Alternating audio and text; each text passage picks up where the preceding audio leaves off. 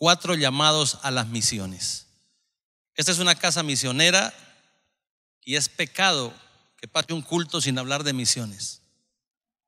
Dígale que está al lado suyo, es pecado que usted se despierte en la mañana y pase el día y no piense en las misiones. Porque la Biblia dice que el que sabe hacer lo bueno y no lo hace, le es contado por pecado.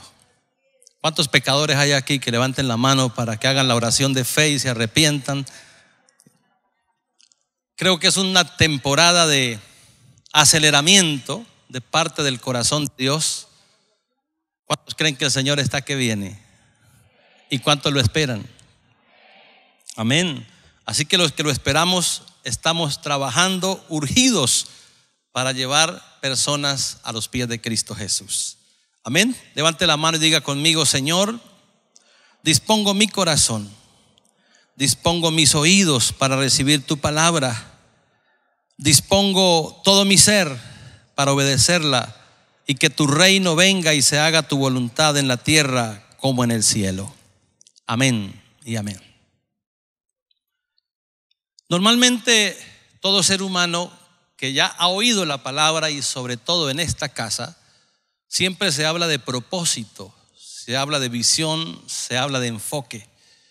Son las áreas en las que normalmente siempre se direcciona la palabra, pero cuando usted llega a Cristo, en esa vida proyectada, la pregunta es: ¿para qué me llamó?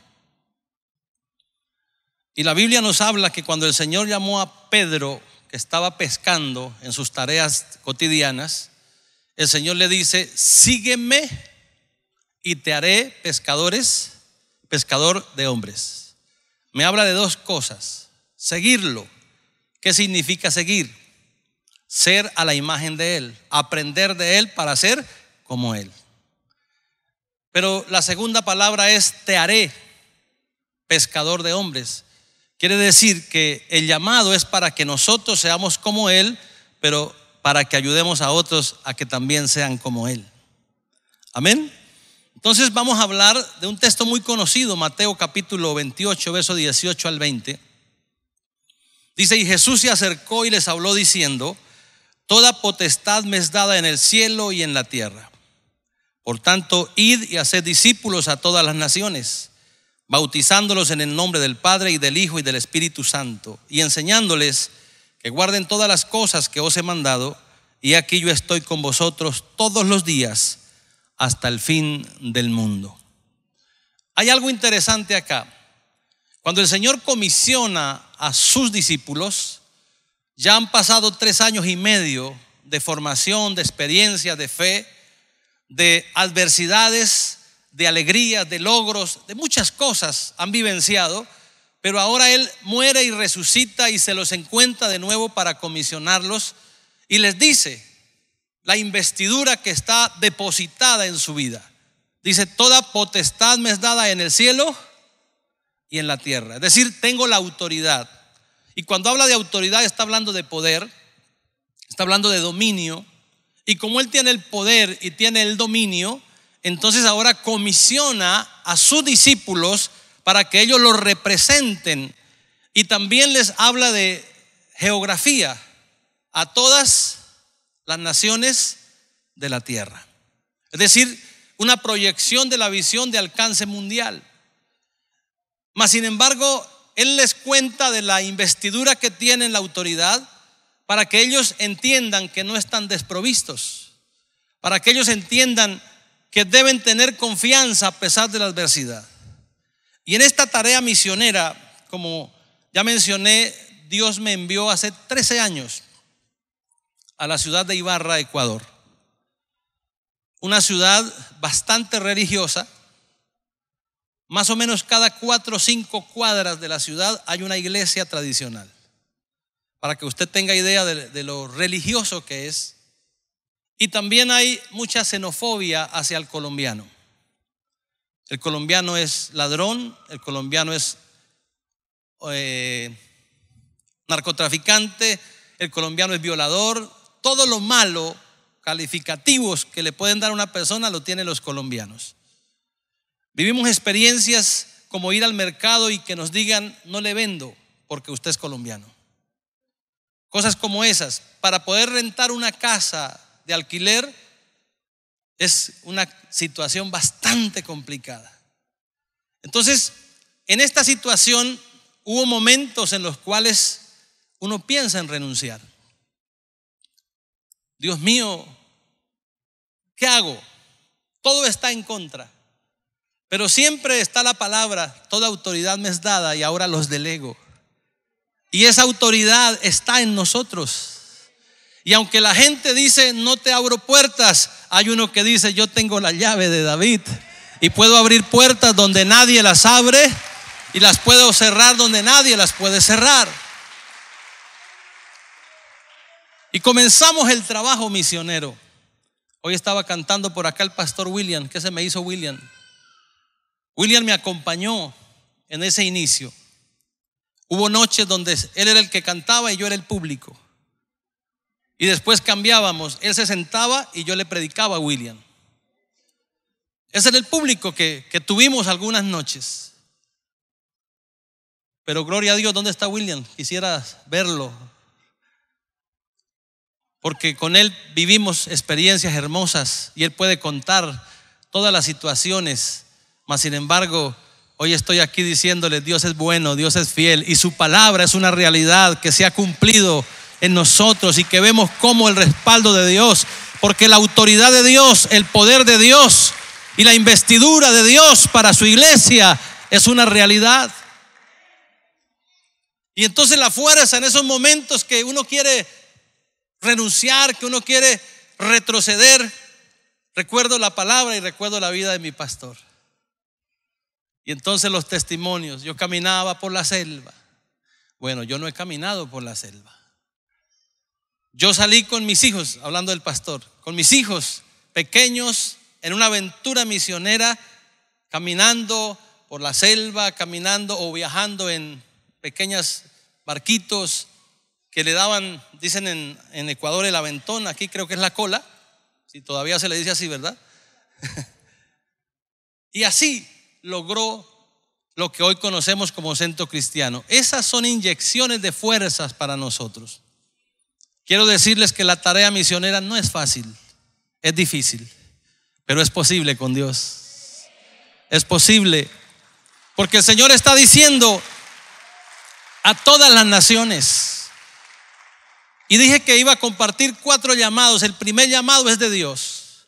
Dios nos está llamando y diciendo: yo los envío, los empodero con un objetivo: vayan a todas las naciones.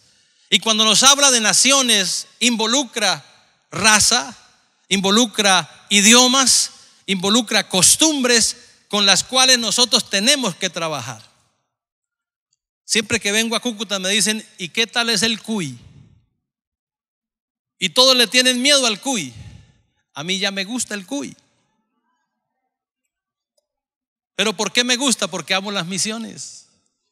Y porque en las misiones tenemos que aprender a hacernos como ellos, a estar entre ellos. Como dijo el apóstol Pablo: me hago griego a los griegos y gentil a los gentiles, judío a los judíos. Pero que Cristo sea predicado, que el amor del Señor sea conocido. Y comenzamos esa tarea a los 3 años y medio. Dios nos permitió pensar en proyectarnos a adquirir un terreno para la construcción del templo. Y fue una lucha gigantesca por el tema de los recursos. En Ecuador no le prestan a las entidades religiosas. Ningún banco, ninguna entidad cooperativa, nadie le presta a las entidades religiosas. Y tuvimos que recurrir a personas, pero los colombianos son ladrones. Y el que iba a recurrir a una persona es un ladrón. ¿Me estoy haciendo entender lo que estoy queriendo compartir o transmitir? Pero hay alguien que es poderoso, que rompe todas las barreras y que abre caminos en el desierto y ríos en la soledad. Somos testimonio de la obra misionera. Con muchas dificultades logramos tener un terreno el cual tenía un cerramiento. El terreno tenía alrededor de 2 años que decía se vende. Cuando hicimos la negociación un día martes, al viernes siguiente, 3 días después, el cerramiento lo habían derribado.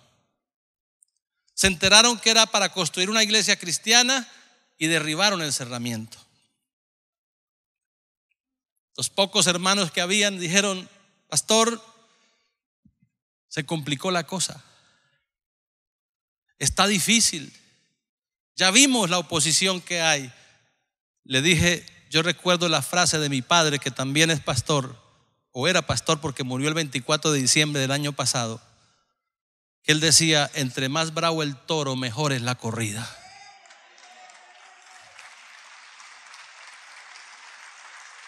Y entonces les dije: no hay problema, porque cuando esto ocurre, lo único que nos está mostrando es que es la obra de Dios, porque la obra de Dios siempre tendrá oposición. Siempre habrá enemigo que se levanta, pero recordando esta palabra: yo te envío a las naciones, pero recuerde que yo tengo la autoridad. Y si yo tengo la autoridad, también nos dijo: yo estaré con ustedes todos los días hasta el fin del mundo.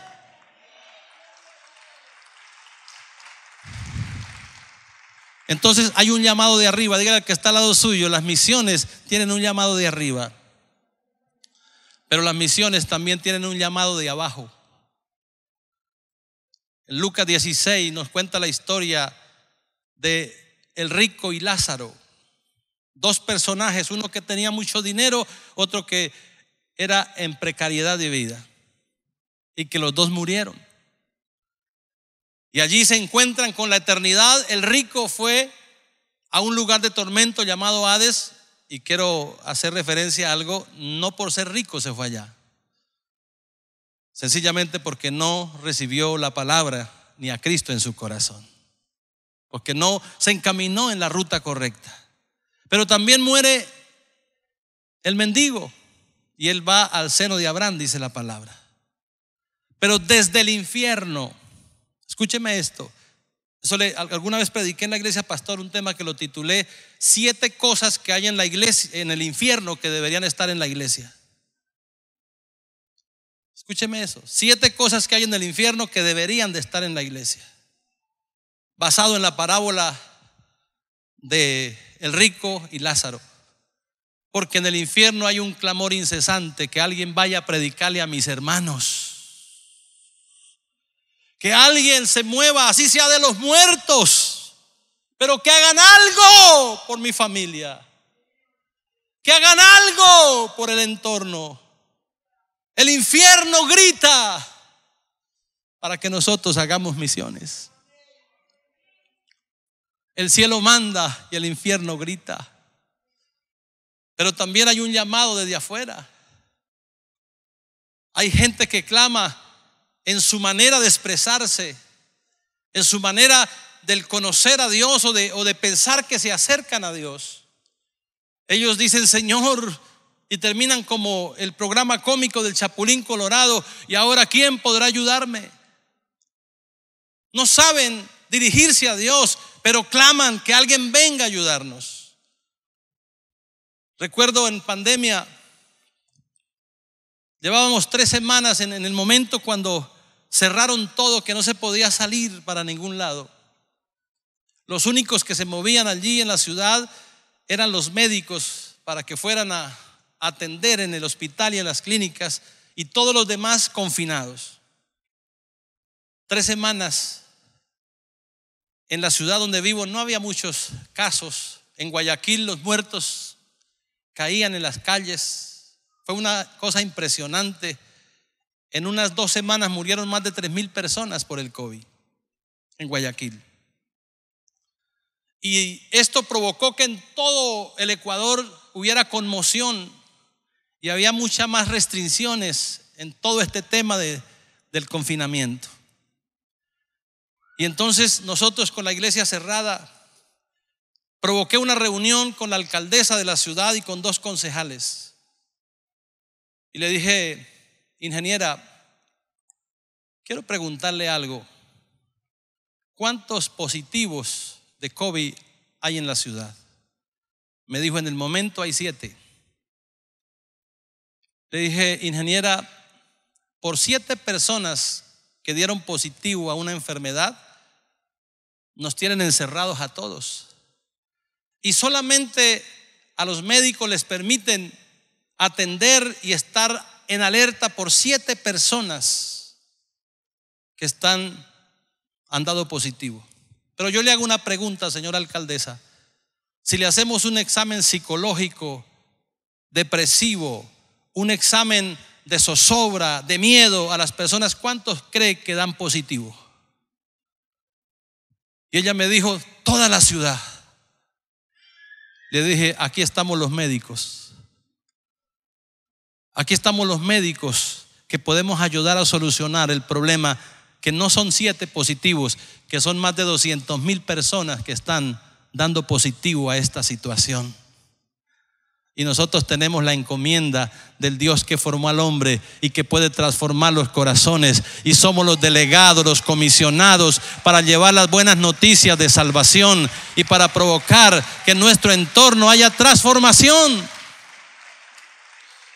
Y ella me dice, pastor, gracias a usted, porque ni los sacerdotes ni ninguna otra persona que pueden ayudarnos han tomado la iniciativa. Pastor, el semáforo está en rojo, tenemos prohibido reuniones, pero yo le voy a permitir a usted que abra la iglesia al menos 30 minutos para que intercedan por nosotros. La iglesia es respuesta para la ciudad. Se escuchó eso, escucha iglesia, se escuchó eso en los demás pastores y ellos también apelaron a lo mismo. Se abrió las iglesias en la provincia donde estoy, corrió la noticia y provocamos que a nivel nacional se diera permiso para abrir las iglesias cristianas. Y entonces la gente comenzó a tener paz.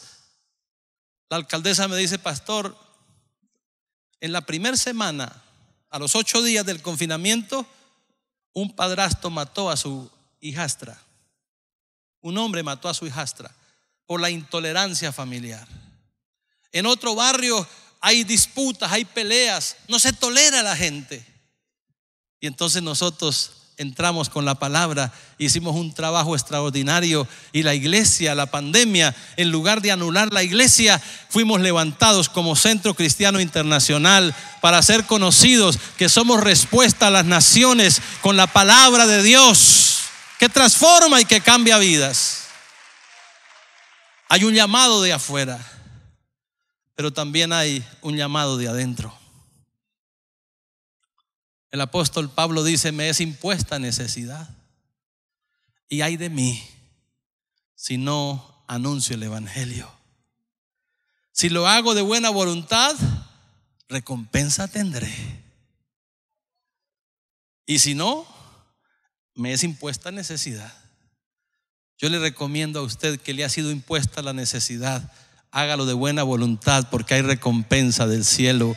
El Señor Jesucristo le dijo a los discípulos, yo no he visto a nadie que lo haya dejado todo por amor a mi nombre, que no reciba 100 veces más en esta tierra y en el venidero la vida eterna. Así que vengo a decirle y a motivarle a usted, sigamos haciendo misiones. Pero en esto de hacer misiones, tenemos que aprender también a que Dios no tiene acepción de personas, que Dios no discrimina a nadie. Aquí en esta casa uno aprende a soñar con las misiones. Pero siempre recuerdo a los compañeros cuando estábamos aquí, uno los escuchaba, yo quiero ir a hacer misiones, ojalá a Los Ángeles, California. A Miami.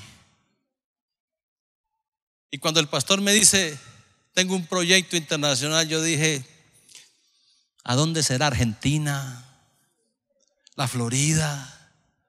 Me dice, Ecuador. Uy. Y hay un grupito pequeño y no quieren a los colombianos. Uy. Por dentro estaba, Dios mío, pero ¿por qué no le reveló al pastor Satiri otro lugar?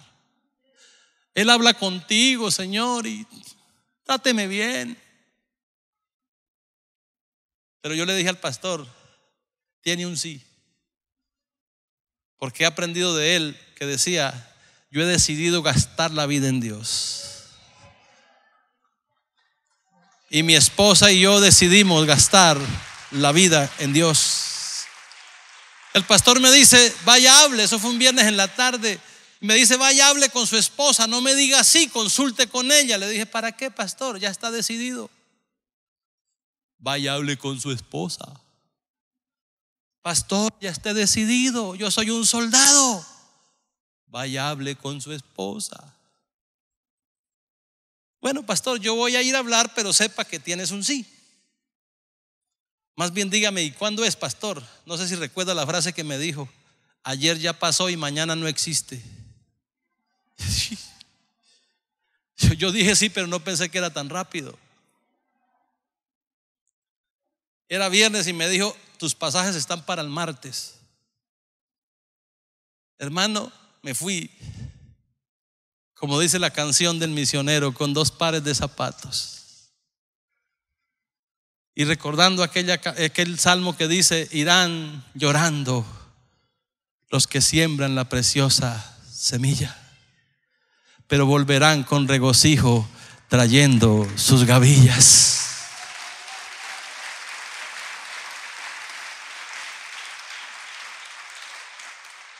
Y entendí que Dios no hace acepción de personas.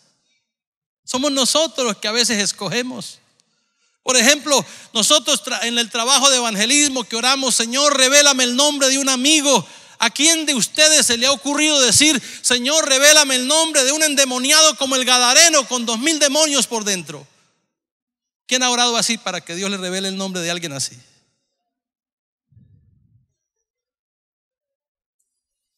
¿Quién ha orado, Señor, yo quiero que tú me reveles el nombre de una mujer con 5 maridos, hijos con uno, hijos con otro? Lo primero que piensa es, no la puedo llevar al bautismo porque no se sabe a la final con quién está casada. Pero resulta que la samaritana, que cualquiera puede decir, a ella no la quiero porque es un chicharrón, como decimos en Cúcuta. Ella se convirtió en la que evangelizó a toda la aldea. Y el endemoniado gadareno conquistó 10 ciudades para Cristo Jesús. Tenemos que aprender que hay un llamado de afuera, pero hay que entender la voz del Espíritu, aunque no se alinee con lo que usted anhela, aunque no se alinee con el confort que queremos como humanos, pero usted tiene que alinearse con el pensamiento del cielo, porque cuando el cielo se alinea contigo y usted se alinea con el cielo, entonces el Señor camina contigo y donde vayas siempre estarás contento, porque hay vidas restauradas, vidas rescatadas, y entonces es el mejor premio que nosotros podemos tener y poderle decir, Señor, soy un siervo inútil, pero úsame en mi inutilidad para el reino de los cielos. ¿Hay algo aquí, pastor? La gente a veces desprecia a las personas. Nosotros íbamos a comprar en primera instancia un teatro. ¿Recuerda, pastor? Teatro viejo, pulgoso, viejo. Hicimos el negocio porque un jugador, el mejor jugador, goleador hasta hoy de la historia ecuatoriana, el Team Delgado, llegó a nuestra iglesia y me dijo, pastor, estoy impregnado de lo que usted habla. ¿Por qué no compramos el teatro? Yo hago un crédito a nombre mío, hipoteco una de mis propiedades y la iglesia lo paga. Le dije, ok, vamos a hacerlo. Y hablamos de negociación, quedamos en un día exacto para concretarla. Se culminaba el contrato de arrendamiento ese día. Pastor, faltando 4 días para ese tema, tomaron al Team Delgado preso.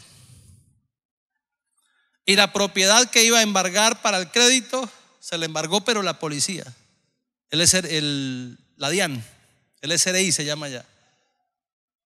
Yo dije, Dios mío, ¿y ahora quién podrá ayudarme? Hice una reunión, me puse a orar una semana, día y noche. Y en los días y en las noches me hablaba Dios y me hablaba el diablo. Dios me decía, sí vas a poder, y el diablo me decía, no vas a poder. Pasé luchas intensas. Pero una noche a las 4 de la madrugada sentí dentro de mí y entendí que era la voz de Dios: reúna a 10 familias de la iglesia que tengan finca raíz, que 5 saquen créditos y los otros 5 les sirvan de fiadores, porque como el banco no presta nada. Lo hice, los invité a un hotel muy bueno, de los mejores de la ciudad. Hice una comida, invité a uno de los líderes, bueno, a muchos líderes, pero había uno que me vigilaba siempre: qué hace, para dónde va. Esos supervisores que uno tiene, pastor, ¿sí o no? Hay muchos supervisores que andan donde se sentó, qué hace. Aquí también hay. Y entonces me llama en la mañana: ¿y para qué hace esa comida? Porque voy a tratar este asunto. Y no es que va a conseguir plata, ¿por qué la gasta? Y entonces yo le dije: yo aprendí de mi pastor, que lo tengo aquí, que los negocios del reino se hacen a la altura del reino, y que el reino es el que va a responder, porque nosotros simplemente somos personas que gestionamos, pero que el reino ya tiene resuelto todas las cosas. Y entonces los reúno, pastor. Era un lunes, los invité el domingo, el lunes a las 7 de la noche. Y había una, la voy a comparar acá, las comparaciones no son buenas. Había una María Elena sentada en primera fila, que dice aleluya, que bueno. Así como es María Elena, así era la persona. Y resulta que ella tiene un hijo en los Estados Unidos, se había ido de viaje a los Estados Unidos, tiene ciudadanía americana, y le corresponde todos los años ir y estar por lo menos un mes para poder mantener la ciudadanía. Se había ido, yo vivía en la casa de ella en el 5º piso. Y esa persona, si usted la visitaba o la visitaba ella, el alcalde de la ciudad, le decía: bárreme la casa. Así de esa característica. Y de pronto a las 5 de la tarde, el día de la cena, timbran. Yo ya me estaba listando para ir a la cena. Y cuando tomo el citófono en mi mano, ella me dice: pastorcito, venga a subir las maletas. Ella llevaba ropa americana para vender. Yo dije: Dios mío, ya me bañé, ahora me va a hacer sudar 5 pisos subiendo con estas maletas. Y bajé corriendo. Y cuando iba, eran 5 viajes, 5 pisos, 5 viajes. En el tercer viaje venía corriendo para que no se me hiciera tarde, y bajando las gradas escuché una voz fuerte de un varón que me dijo: invita a Olguita a la cena. Dios mío. Entré a la casa y le dije: mi amor, ¿quedó alguna tarjeta de invitación? Me dice: hay una. Por favor, invitemos a Olguita. Subo al 4º viaje y en el 5º ya ella tiene preparada la tarjetita de invitación. Me la da y yo le digo: Olguita, la invito a una cena, eres bienvenida. Me alegra mucho que hoy esté con nosotros nuevamente en Ecuador. Me abraza y me dice: pastorcito, usted es muy lindo conmigo. Ella no sabía para dónde la llevaba.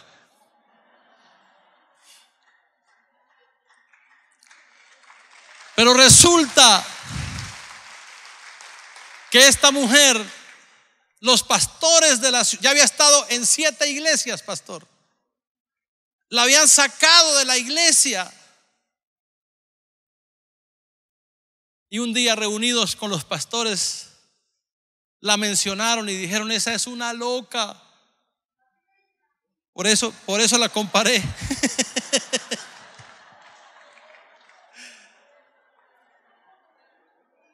Y entonces esa mujer loca, llamada en la ciudad porque es alborotadora, nadie quiere estar cerca. Ella fue a la cena, y cuando propuse El líder que me vigilaba me había dicho en la mañana que sí. Tan pronto lancé la propuesta, me dijo: no estoy de acuerdo, porque los colombianos cuando no la hacen entrando, la hacen saliendo, pero que la hacen.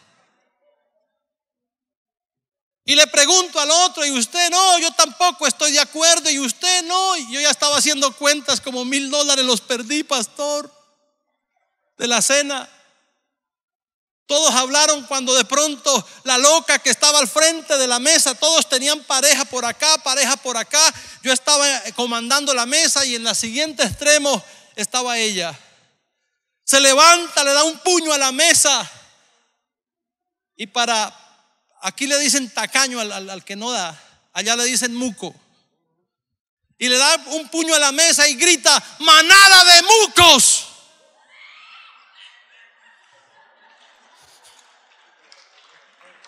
Dice: ¿no ve que mi pastorcito está sufriendo? Él nos quiere dar seguridad.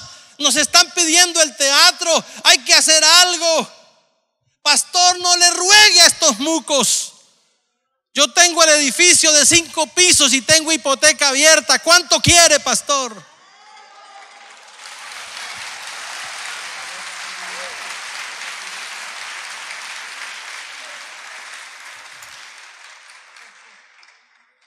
Pero ¿quién pide: Señor, deme una loca porque la quiero evangelizar? Nadie. Pero cuando usted se alinea con el Espíritu, Él le dice: júntate a ese carro. Jesús iba a resolver un problema de una disputa de quién tenía más discípulos, si Jesús o Juan. Era lo que los fariseos peleaban. Y Jesús dice el escritor, le era necesario pasar por Samaria. Le era necesario. ¿Y sabe por qué era necesario? Porque había una mujer que quizás la llamaban de cualquier manera menos buena, porque había tenido 5 maridos. Y además de 5 maridos, era una mujer que sufría de xenofobia. Pero el Señor le dice: yo tengo del agua que tú necesitas. Y esa es la palabra que debe salir de nuestros labios cada día. Tenemos el agua que el mundo necesita. Tenemos el agua que Cúcuta necesita. Aleluya. Yo quiero llevarlo a usted en un viaje. Y quiero que usted cierre sus ojitos. Pero en su imaginación vas a viajar conmigo en este tour. Yo quiero ser el conductor de este tour. Usted cierre los ojitos y vas imaginándose el lugar. Hay una enorme ciudad, gigante, una metrópolis. Pero hay unos hombres que han sido arrestados. Los toman presos, los encadenan. Comienzan a descender unas gradas como las que estoy acá en el altar. Se meten a algo llamado catatumbas. Y hay un letrero: cárcel de máxima seguridad. Pero sigamos descendiendo. Hay un túnel, huele fétido, estado de putrefacción, huele a estiércol humano. Hay presos en celdas con expresión de gesto negativo en su rostro. Pero sigamos avanzando. Hay otras gradas un poco más profundas. Y al fondo veo un lugar con unos barrotes inmensos. Acerquémonos hasta ese lugar. Ahora en la puerta podemos ver que dentro de la cárcel hay un hombre con pelo blanco. Está lacerado su espalda, está golpeado y se le acusa de predicar a Cristo. Está cansado, sin fuerzas, esperando el momento de su ejecución, porque lo van a matar, lo condenaron y lo van a matar. Las cadenas son pesadas, no puede movilizarlas con facilidad. Pero ahora que estamos allí, hay una pluma en su mano y está escribiendo. Y vamos a observar que lo que escribe, está escribiendo estas notas: te encarezco delante de Dios y del Señor Jesucristo, que juzgará a los vivos y a los muertos en su manifestación y en su reino, que prediques la palabra, que oíste a tiempo y fuera de tiempo. Redarguye, reprende y exhorta con toda paciencia y doctrina, porque vendrá tiempo cuando no sufrirán la sana doctrina, sino que teniendo comezón de oír, se amontonarán maestros conforme a sus propias concupiscencias. El anciano se cansa, pasa un trago amargo, sus manos no soportan el peso de la cadena, pero vuelve y toma fuerzas. Y sigue escribiendo: apartarán de la verdad el oído y se volverán a las fábulas, pero tú sé sobrio en todo, soporta las aflicciones, haz obra de evangelista, cumple tu ministerio, porque yo ya estoy para ser sacrificado y el tiempo de mi partida está cercano. He peleado la buena batalla, he acabado la carrera, he guardado la fe. Por lo demás me está guardada la corona de justicia, la cual me dará el Señor, no solo a mí, sino a todos aquellos que aman su venida. Ese es Pablo, que escribió lo importante de las misiones, de predicar la sana palabra, porque la iglesia es la columna y baluarte de la verdad. Y necesitamos pararnos en esa verdad que se llama Cristo Jesús. No importa que cuando lo envíen usted se vaya con pelo y cuando regrese sin pelo. No importa. No importa las aflicciones, la xenofobia, no importa los rechazos, no importan, porque lo importante es Cristo Jesús. Y sé que es una casa que habla de misiones, por eso me enamoré de las misiones. Y hoy estoy aquí para decirle: mi pastor tiene los viernes algo que se llama tsunami financiero. Yo en Ibarra no hablo de tsunami, yo hablo de volcanes misioneros, porque la ciudad está sentada y alrededor de ella hay 3 volcanes. Y los volcanes tienen una característica, que por fuera son fríos, pero por dentro hay fuego. Y cuando un volcán produce erupción, saca todo el fuego que está por dentro, todo el contenido que está allí reservado, guardado. Hay un momento de erupción del volcán. En esta iglesia usted ha recibido mucha palabra de misiones, pero llegó el momento que hagamos erupción. Todo lo que está por dentro, todo ese fuego que está por dentro, hay que vaciarlo por fuera, porque hay un llamado de arriba, hay un llamado de abajo, hay un llamado de afuera, pero también hay una llama que arde en ti para las misiones. Así que yo le motivo a usted. Sé que en esta casa ofrendan, sé que son generosos, pero vengo a desafiarlo. Saca todo lo que tiene por dentro, porque con dinero también se hacen misiones. Y mi pastor tiene África, tiene los continentes en la mano, y hay que ser obedientes al Espíritu. ¿Y cómo lo vamos a lograr? Con el fuego que está en ti. El altar está abierto. No dejes contenido el fuego que está en ti por la pasión misionera. Y mientras usted pasa, yo le invito, no se quede. Yo sé que está luchando allí. Hay dos pensamientos. ¿Será que sí? ¿Será que no? Pero el Señor le dice: sí, haga todo por las misiones, porque recompensa tendréis si lo haces de buena voluntad. El altar está abierto. Les conté las experiencias que hemos vivido, de las cuales William fue testigo. Hubo momentos que estuvimos solitos, Pero gracias a Dios, hoy venimos con regocijo trayendo las gavillas. Y yo quiero mostrarle a usted lo que hasta aquí hemos logrado en los 13 años de trabajo en Ibarra, Ecuador, para que usted vea que no hay barreras y que aunque haya xenofobia y aunque el mundo o la tierra trate de frenar el avance, Dios nos dio la autoridad y dijo que estaría con nosotros todos los días hasta el fin del mundo. Dios está obrando con poder en este tiempo y la gloria de Dios se hace presente en el Centro Familiar Cristiano Ibarra.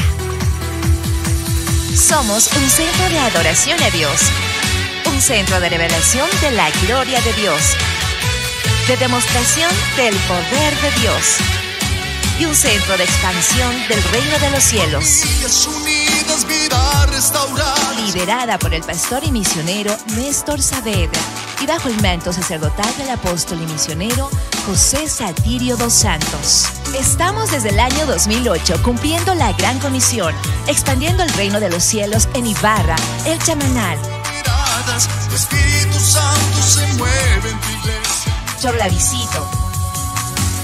En este lugar para un momento espiritual. San Isidro. Ven a adorar, ven a llenar tu Urcuquí. En este lugar para un momento espiritual. Santo Domingo de los Águilas. Ven a adorar, ven a llenar. Y en Pilar, Argentina. Acompáñanos en Ibarra, en la calle Daniel Reyes y Ricardo Sánchez, sector Yacucalle. Ven a adorar, ven a llenar tu corazón. Esas son las gavillas que traemos con regocijo. Pero como dijo mi pastor, hay más en el Señor. Y termino con esto. La segunda iglesia, no sé si usted vio el nombre, o la primera de las iglesias hijas, Chamanal. ¿Por qué cree usted que se llama Chamanal? Porque es donde están asentados todos los chamanes, hechiceros y brujos del Ecuador. Y allí Dios nos permitió adquirir un terreno, construir un templo. Y cuando lo íbamos a construir, hubo mucha oposición, logramos construirlo y se habló de una fecha para inaugurarlo. Y vino uno de los hermanos de allí y habló al obrero que tenemos allí y le dijo: dígale al colombiano que no venga, porque el cacique de este lugar dijo que lo iba a quemar si él aparecía por aquí. Es decir, que yo ya olía a chicharrón, pastor. Pero no se quemó el chicharrón. Oramos, gracias a Dios, a las cajitas de Samaritan's Purse. Antes de hacer la inauguración me fui a todo el sector a evangelizar y a darle cajitas a todos los niños, y con las cajitas bajaron la fuerza. Me pude sentar a dialogar con el jefe de la tribu, porque es una comunidad indígena, y me dice: pensábamos en eliminarlo, pero gracias, porque veo que es gente generosa, y de ahora en adelante cualquier trabajo que necesiten en el sector me dice y yo le convoco a la comunidad. Dios abre puertas, Dios bendice. Y en ese lugar que usted vio, el día de hoy tenemos 5 cultos.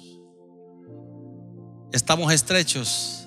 Y hace 3 meses atrás Dios nos permitió comprar 4,000 metros para ahora construir un templo más grande, para albergar personas con hambre y sed de palabra como usted y como yo, y para hacer una plataforma misionera para que continúe la palabra siendo conocida. Gracias, pastor.